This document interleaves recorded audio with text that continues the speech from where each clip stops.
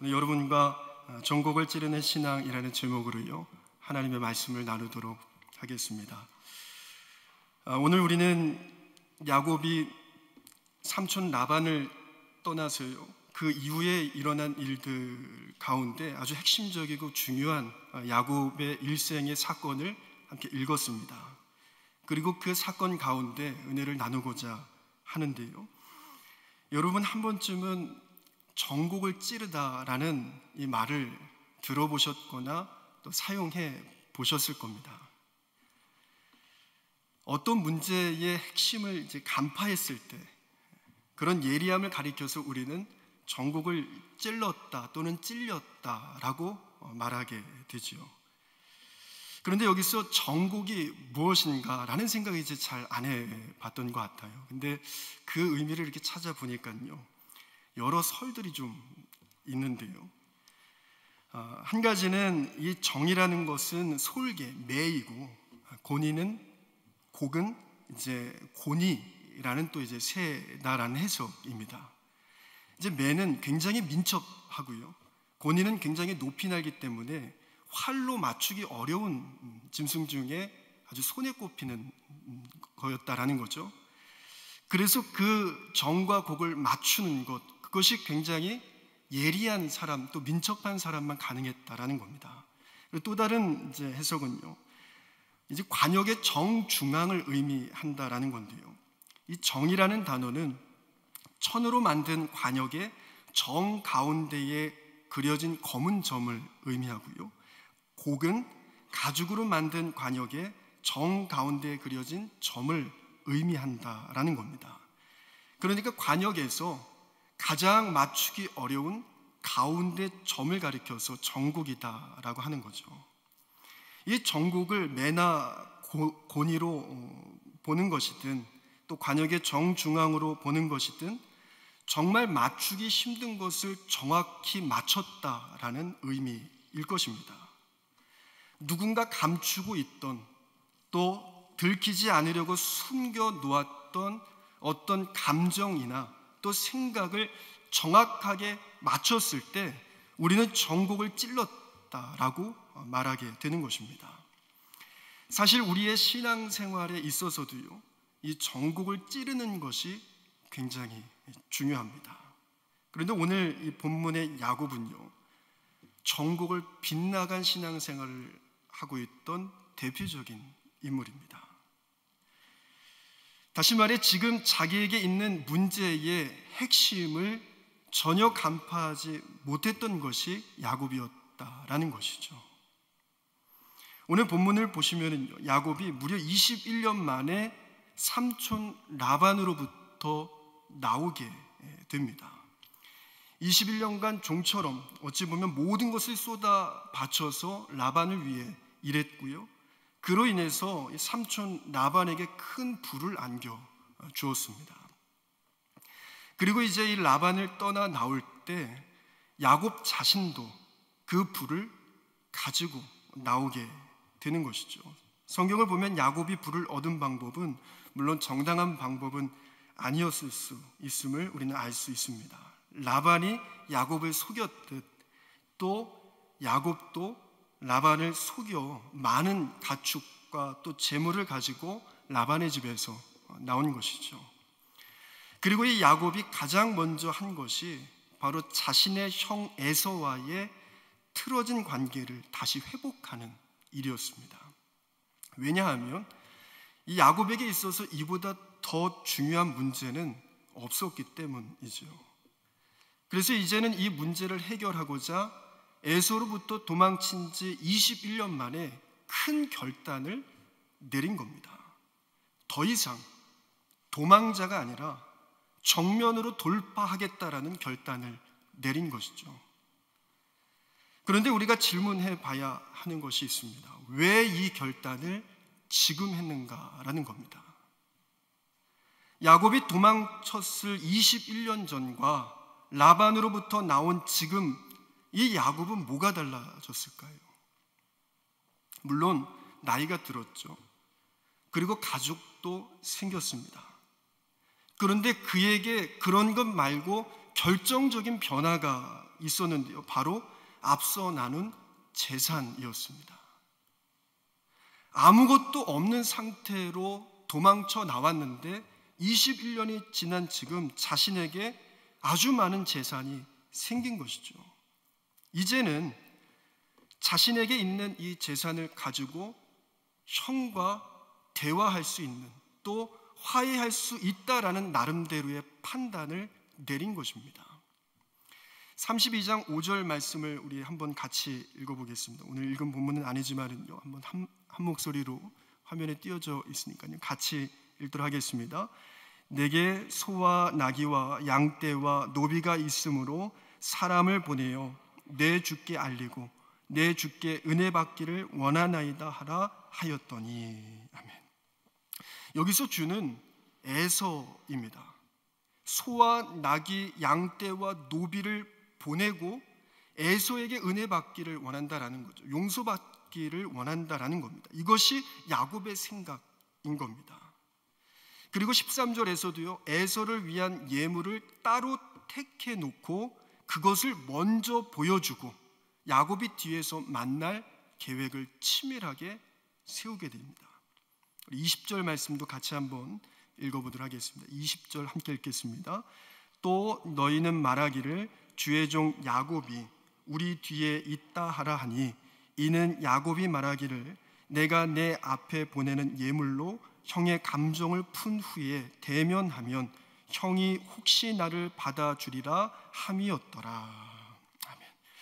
나름대로요, 이 야곱이 오랜 시간 고민한 결과인 것이죠. 그리고 이 정도 재산이면 가능하겠다라고 판단한 것입니다. 설교를 시작하면서 나눴지만 분명 정곡을 찔러야 이길 수 있습니다. 관역을 빗나간다면 결코 이길 수 없는 것이죠. 그런데 성경에 우리에게 말해주는 것은요, 지금 이 야곱의 판단은 정곡을 찌르지 못하는 완전히 빗나간 판단이었다라는 것입니다. 야곱은 재물이 있으면, 가진 것이 많으면 문제를 해결할 수 있을 것이라 판단했습니다. 그러나 하나님의 생각은 달랐습니다. 오히려 7절을 보면은 야곱이 심히 두렵고 답답해하기 시작합니다. 모든 것이 준비가 됐는데, 계획대로 진행됐고 많은 것을 가졌고 에서에게 줄 수도 있는데 이상하게 심히 두렵고 답답하기 시작한 것이죠. 극도로 두려움에 빠지게 됩니다. 이제 이 야곱의 이야기는 클라이막스를 향해 가고 있습니다. 여기서 등장하는 것이 바로 우리가 잘 아는 분이엘, 천사와 씨름하는 야곱의 이야기입니다. 이제 에서에게 보낼 예물과 또 자신의 가족들과 모든 재산을 먼저 보내놓고 자신이 홀로 남아있는 상황인 것입니다. 그런데 그때 하나님의 천사가 야곱을 찾아가고요, 야곱은 그 사람을 붙들기 시작합니다. 날이 새도록 축복해 달라고 붙들고 씨름하기 시작하는 것이죠. 그리고 야곱은 이 과정을 통해 이스라엘이라는 새 이름을 받게 되고요, 29절에 이 천사가 야곱을 축복합니다. 그런데 우리가 눈여겨봐야 할 것이 있습니다. 분명 야곱이 천사가 야곱을 축복했습니다. 그런데 지금 그 축복을 받은 이 야곱이 얻은 것은요, 겉으로 보기에는 절룩거리는 다리뿐입니다. 25절을 보면 천사와 씨름할 때 허벅지를 맞았고 관절이 어긋났다라고 기록합니다. 그래서 31절에 야곱이 그로 인해 절었다라고 되어 있어요. 야곱의 변화는 다리를 절게 된 것이죠. 오히려 앞에서 에서가 그 화해를 받아주지 않으면 도망가야 되는데 그마저도 안 되는 상황이 되어버린 겁니다.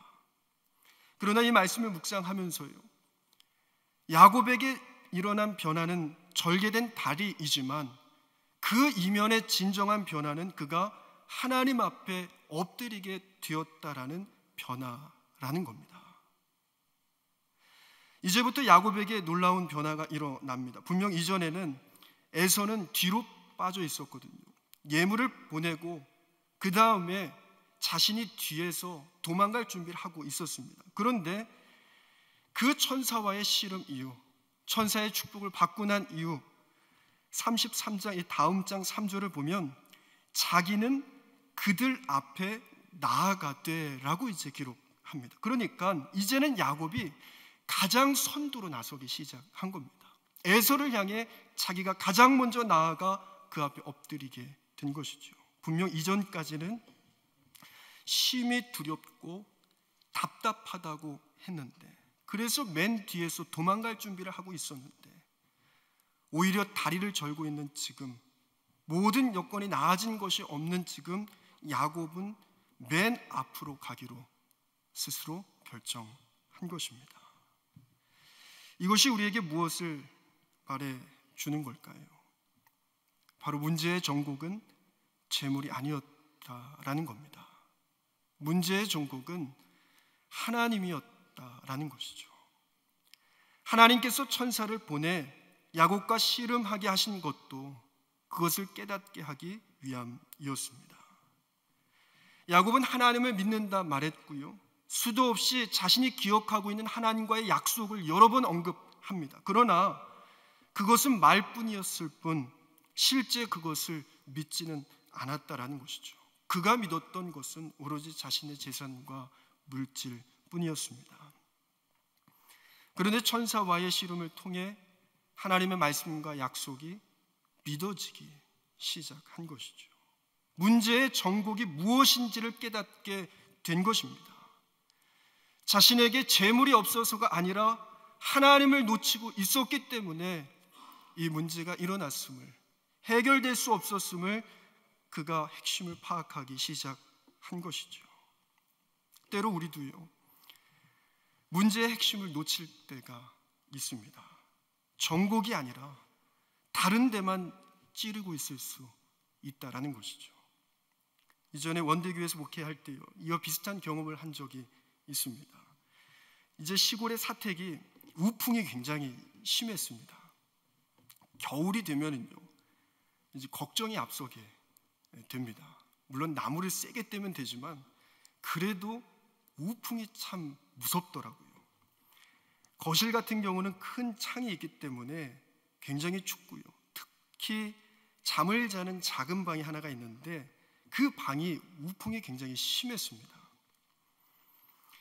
이제 겨울을 맞을 준비를 하면서요, 이대로는 안 되겠다라는 생각을 가지고 그 잠을 자는 방 밖으로 나가서요, 그 방의 창에 이제 그 방한 벽지라고 있습니다. 그걸 바깥에다가 붙였습니다.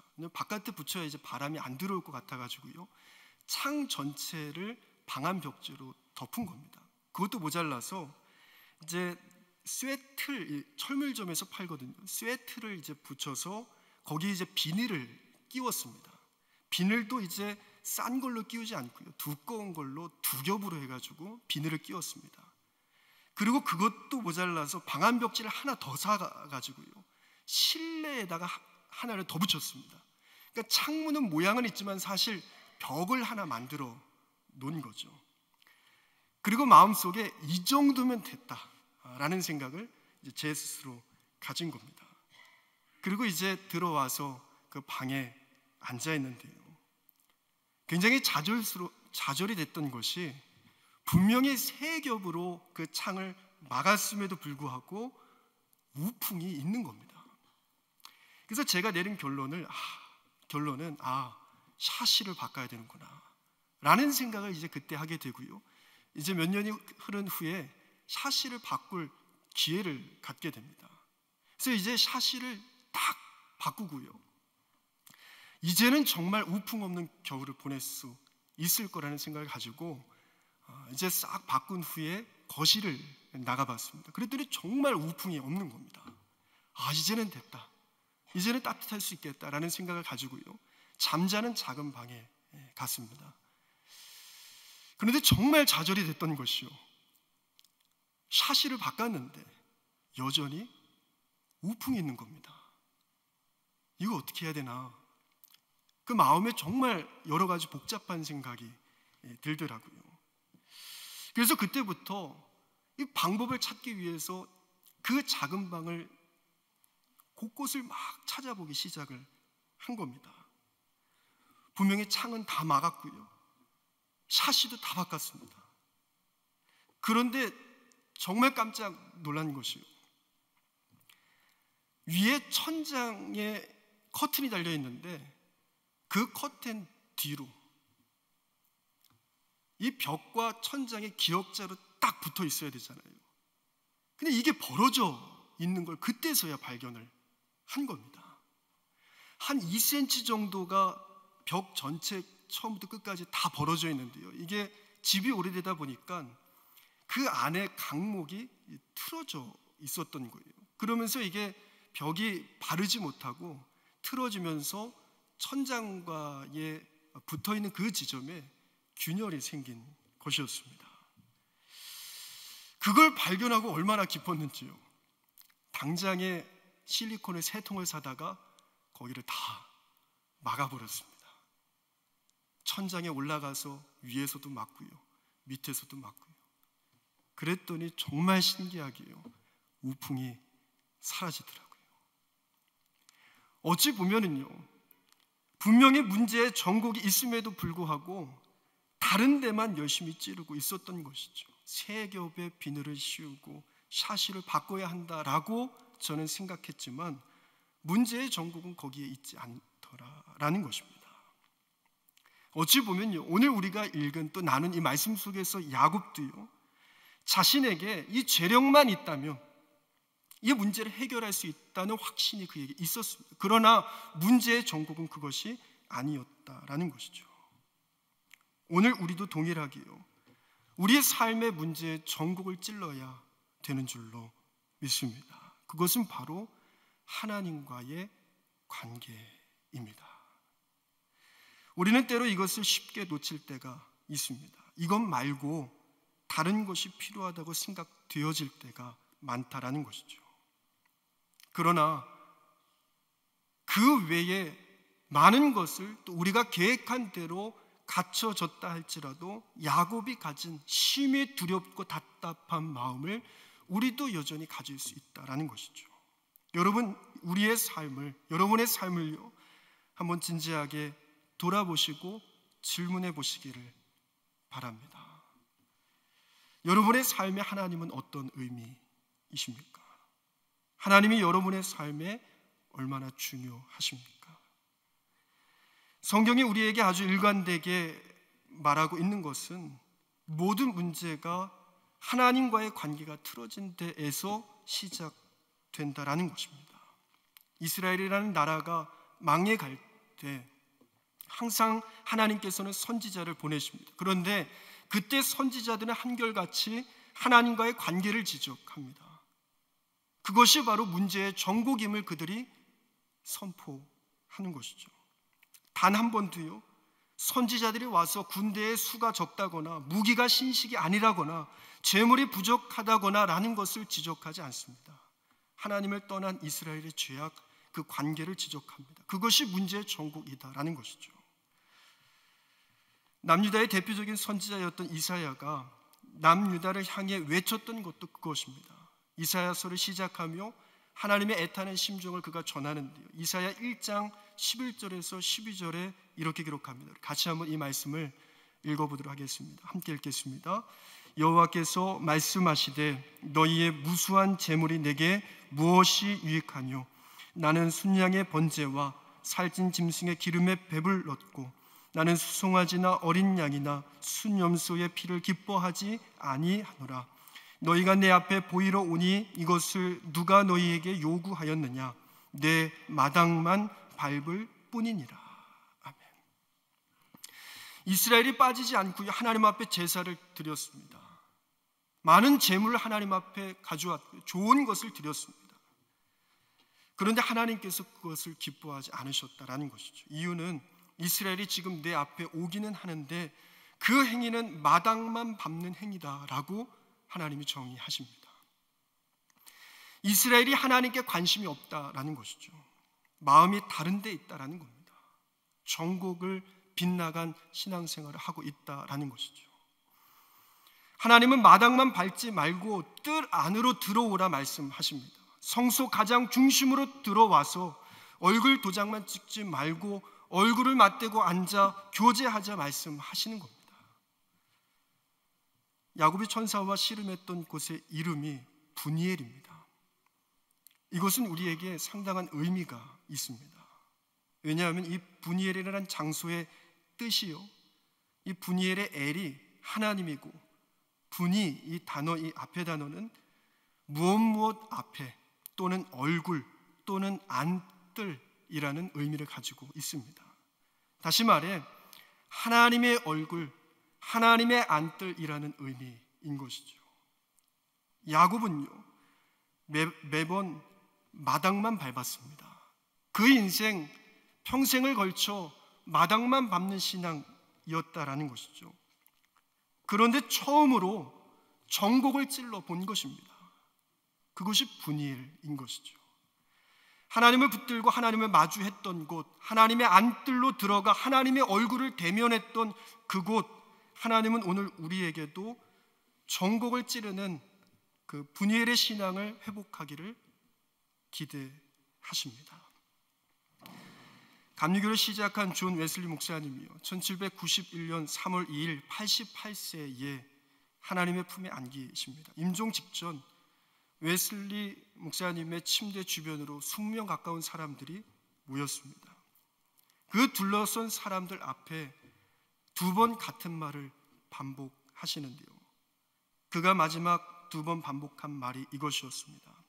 가장 좋은 것은 하나님이 우리와 함께 계시는 것이다.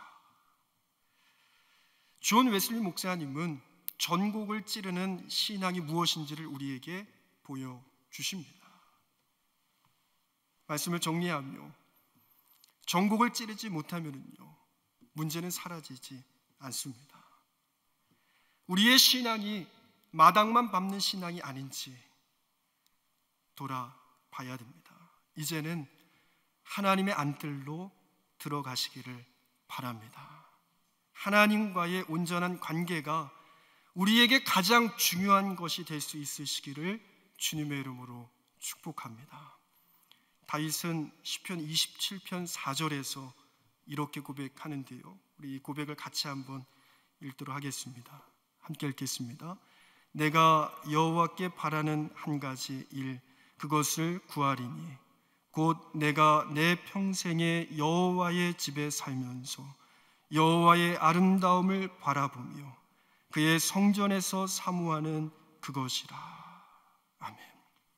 이 다윗의 고백이 또한 우리의 고백 될 수 있기를 바랍니다. 하나님이 우리와 함께 하시는 것, 이것이 우리에게 가장 좋은 것임을 고백할 수 있는 전곡을 찌르는 신앙이 되시기를 주님의 이름으로 축복합니다.